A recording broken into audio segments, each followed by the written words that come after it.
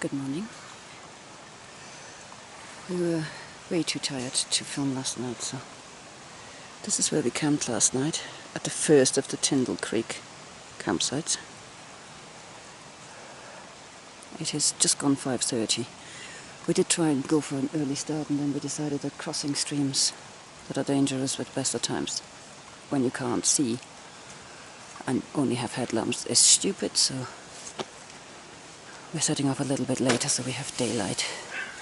If we don't make it up for us to pass today, we don't make it up for us to pass. And that is Tyndall Creek at 6:30 in the morning. It looks every bit as bad as Wright Creek did at 2:30 in the afternoon. This is going to be no fun whatsoever.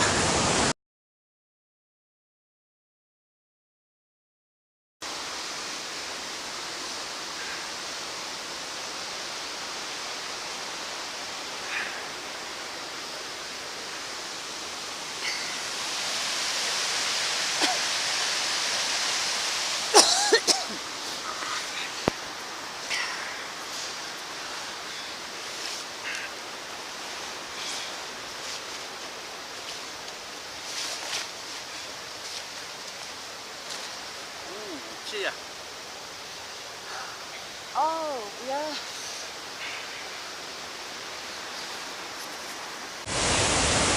Right. So now that my hands have stopped shaking a little bit, we can talk about what happened. Well, I got across. Heidi started from ground. I think she had about 6 feet to go. If that. And I could see it was taking her away, so I dived in and she slipped, so I went to grab her, and it just took me all the way down, smashed all my legs in, my back, my arms. I was nearly dead. I mean, I was going down, I was turning. Lucky enough I got a rock in the middle, stayed there for a couple of seconds, then seen the rocks to the side, pushed myself over. But this is it. It's not worth, a walk is not worth your life. So we're going to do Forester, get into Independent, and probably skip ahead. Yeah, we were having this discussion this morning actually. Let me just quickly show you. This is where we crossed. And Brian got taken all the way past these bushes there. And it's on the very far side, that's where we finally found him.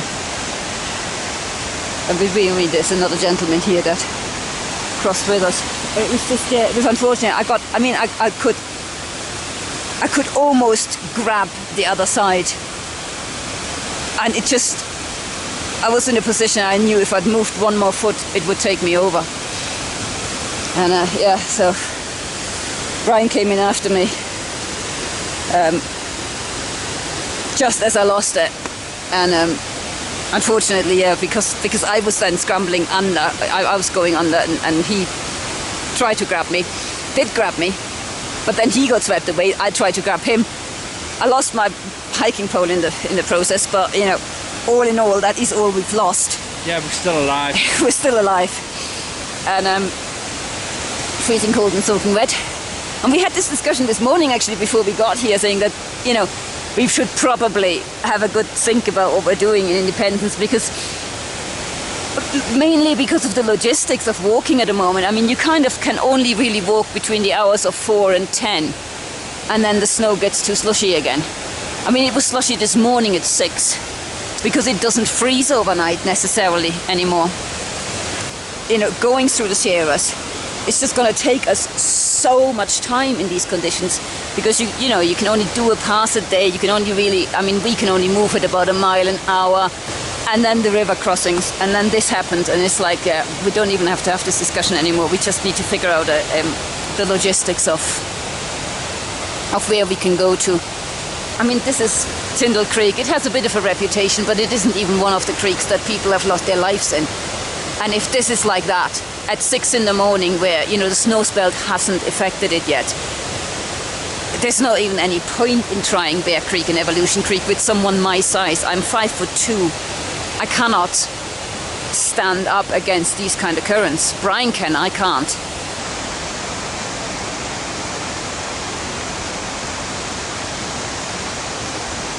There's a marmot in the snow.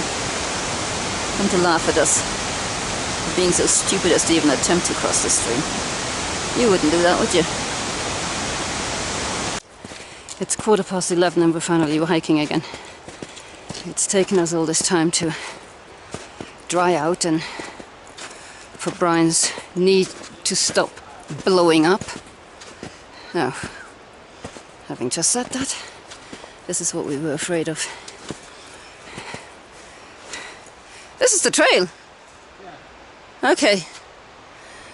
And I need to find myself a stick because I lost the trekking pole in our river crossing debacle. And I'm walking very, very unstable on all of this crap with just one stick. This is the beauty we're walking through. If only it wasn't so hard. Snow is already soft, obviously. I mean, yeah, we waited way too long, but it was, to be fair, it was soft this morning when we set off. Ryan's knee is giving him jib, obviously. Having been beaten up by rocks leaves its marks. I'm struggling climbing up some of the higher snowbanks because I'm used to propel myself up with both arms, and I only have one now. So yeah. Our already slow progress through snow has just become slower. Taking a little breather in this nice spot. With Hard Rock down there. Hey. Who helped us out today with the creek crossing. He went over first and found the crossing kind of thing. Which worked for 2 out of the 3 of us, so you know. Yeah. It almost worked. We just had our second encounter with rangers as well. There's 2 chops, I don't know. I would zoom in, but I can't even. If you can see two dots in the distance there, that's them. On skis, they have the right idea. Checking our permits and checking that we're okay. Nice chaps. They enjoyed a little bit too much telling Hard Rock that he had to leave the trail because he had forgotten to sign his permit. Sign it in blood. Brian's knee is still swollen and hurting. But enough of all this, you know, getting beaten up by rocks and near-death experiences. I have paper cuts again. Look at that. Yeah, we called it a day at around probably 3 o'clock. Just from the last rest place we did. We came up here and found something that resembled flat ground and we just went for it. Because the snow is unmanageable at the moment. Every step you take is post-holing. We're following other people's footsteps, we're still post-holing. We're following each other's footsteps and manage to post-hole. So it's like it gets soft so quick that one person can go through and the next one is already screwed. But so yeah, we're on this very rocky plateau. Us Hard Rock, and we've been joined by an Austrian hiker as well. And the only problem is that we're kind of in a snow melt run. So while we were setting up tents, more and more of this appeared. It's like literally bubbling up from the ground. So the engineer here decided to build it a little runway so it wouldn't go to our campsite. We will put all this right again when we leave tomorrow. Leave no trace? Leave no trace, but it's necessary tonight. So yeah, that's us set up. It's getting chilly. And that'll be the direction we take tomorrow. 5 o'clock as well. I know. Wait there. We set off early-ish this morning. We didn't really want to start in the dark because we were about to hit Tyndall Creek, which has a reputation for being quite a difficult crossing. So we needed to see what we were doing. We got there really, really quickly, sort of within 15 minutes probably of setting off. And saw that it was horrendous already at 6:20 in the morning. We just followed the stream up in the hope that we could find somewhere.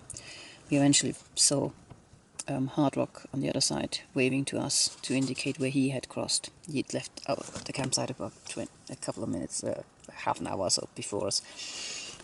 And yeah, and this is the horror crossing that nearly cost one of us our lives. It would have been me had Brian not grabbed me, and it was nearly Brian because he grabbed me. So it's just, this will very much be the water crossing that ends our Sierra hike, because it just really brought home. If I'm too small and too weak to go against those kind of currents at that time in the morning, there's just no point. Tyndall Creek is a difficult crossing, but it's not a dangerous one in normal situations. There are far, far more dangerous ones ahead, and there's just no way we're going to do them right now when the snow melt is at a record high, because it's fiercely hot during the day, and of course there is tons of snow to melt. These creeks, I mean, we've seen pictures of them in the summer times. There's not even any water in them, and at the moment, I mean, you've seen them. It's just, yeah. We sat on the other side after PCT for about 3 hours, I think, drying out and just probably in shock, to be honest, at what happened. In the end, all that happened is that I lost the tracking pole, but it could have been so much worse. And then we eventually got ourselves together and started hiking again with Hard Rock, who'd also been drying stuff out and decided to join us because it's just easier in a group. And yeah, so we just started to wade into the soup. By then it was 11:15, I think, which is already way too late to be starting a day hike. So we just thought, well, we carry on until we find a flat spot to camp. Even so, we literally, I mean, we started here, yeah, and we are now camped within 3 miles of Forester Pass, which is probably around about here. So this is all we managed today, and we got here at around 3 o'clock in the afternoon.